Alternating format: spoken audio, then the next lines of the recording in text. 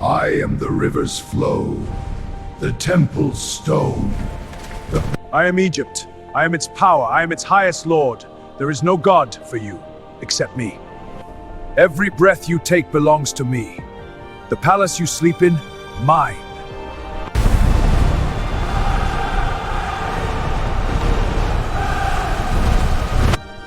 Look at me, Asiya. Really look at me. So it knows. Let her die in the dirt, so Egypt remembers what happens to those who defy their God. Seize thou, Shuturese! If she will not bow, then break her. Strip her of dignity. A man? I built this world with Maimona. Keep worship because I allow them to breathe. You are just a man, Fir'awn. A man who will one day be dust. And yet you bow to a God you cannot see. You choose a shepherd's lord over the king standing in front of you? I decide who eats. I decide who lives. I decide who is remembered and who disappears.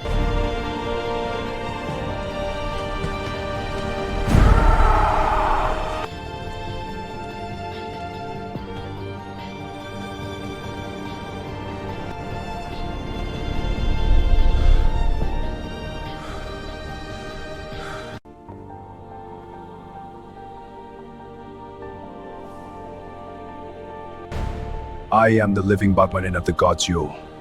All who defy me will face the wrath of the heavens. The crown on my head, mine. The Nile that feeds this empire, mine. Do you feel the cold stone beneath your feet? Do you see this gold on my neck? Do you smell this incense burning in my halls?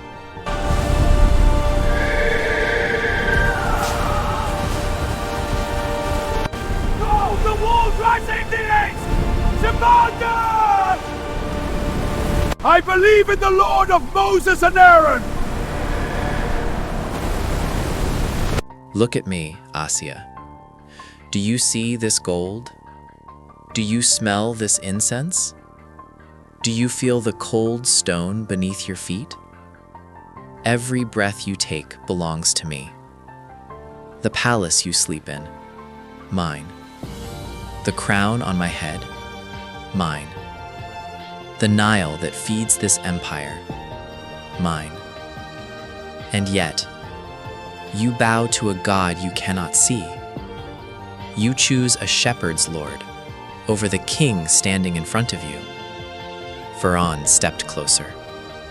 Not because he was confident, but because arrogance panics when it isn't obeyed. You are just a man, she said quietly. A man who will one day be dust. And in that moment, the God of Egypt was exposed. Not as divine, but as fragile. Then let her be tortured, he snapped. Rip out the nails. If she will not bow, let her die in the dirt. This was the heart of the man who claimed to be God, so insecure that he had to kill belief to feel powerful. The empire built on fear. Egypt was not weak. It was the strongest civilization on earth. Cities rose from desert sand. Markets overflowed with wealth.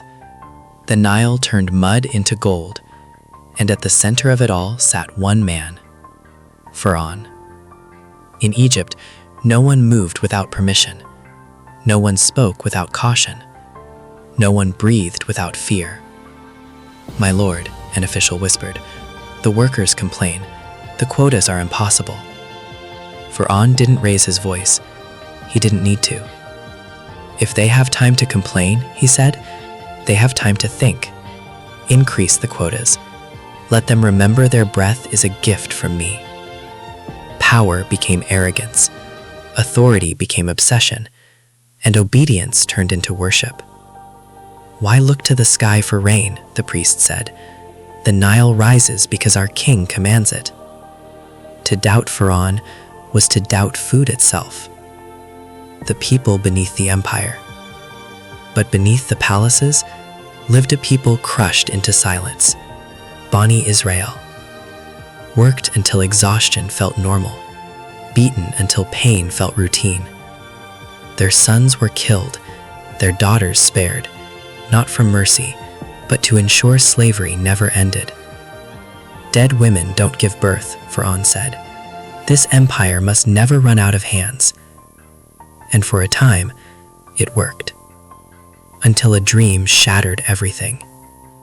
The dream that terrified a god. Fir'awn saw fire. Fire spreading from Beit el-Maqdis. Fire consuming Egyptian homes. Fire sparing the homes of Bani Israel. He woke up shaking, not because he feared dreams, but because truth had slipped past his guards. Summon them, he ordered, every scholar, every astrologer, now. The palace filled with silence. Speak, Fir'awn warned, or I will find a more useful tongue. My lord, one finally said, this is not about land, it is about lineage. A child will be born among Bani Israel. Through him, your kingdom ends. No army, no rebellion, just a birth. Fir'awn smiled.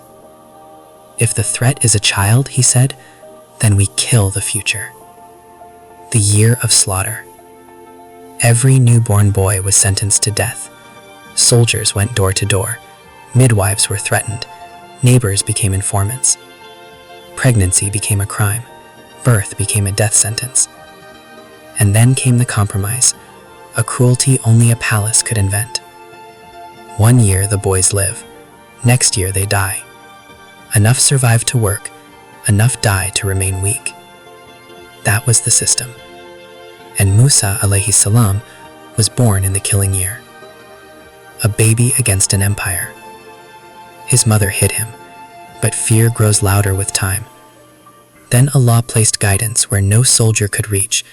Feed him. When you fear for him, place him in the river. Do not fear, do not grieve. We will return him to you. She placed her child in the Nile. The same river Fir'awn claimed to own became the road to his destruction. The chest floated, straight into the palace. A Hebrew boy, Fir'awn said coldly, you know the law, Asiya. He is comfort for my eyes, she replied. Do not kill him.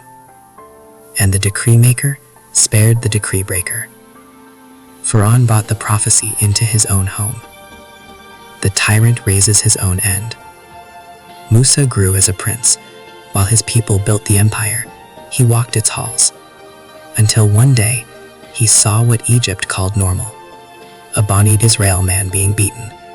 Help me, the man cried. Musa struck once, and it was over. This is from Shaitan, he whispered. My lord, forgive me. Allah forgave him. Fir'awn did not. Execute him, the court decided, and so the prince became a fugitive. The desert that prepares prophets. Musa fled. No guards, no palace, no name. Just Allah. In Madian, he helped the weak, lowered his gaze, worked with his hands.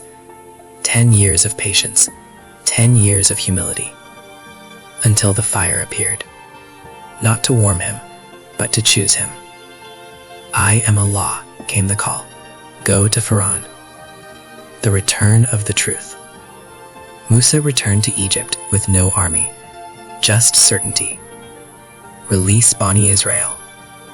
Fir'awn laughed. Show proof. And the illusion collapsed. The magicians fell to the ground. We believe in the Lord of Musa and Harun. Fir'awn panicked. When false gods lose control, they choose violence. Hands were cut, bodies crucified. And then the signs came. Blood, plagues, darkness. Each time Fir'awn begged. Each time he lied. Until Allah said, leave. The sea and the grave. Trapped. Water ahead, army behind. My Lord is with me. The sea split. Fir'awn followed. And then, silence. I believe, he screamed. But belief after arrogance is just regret. Allah preserved his body, not as honor, but as a warning.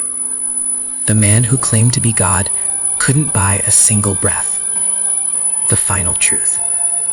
Empires fall, gold fades, tyrants rot, but truth survives, and every Fir'awn eventually meets his sea.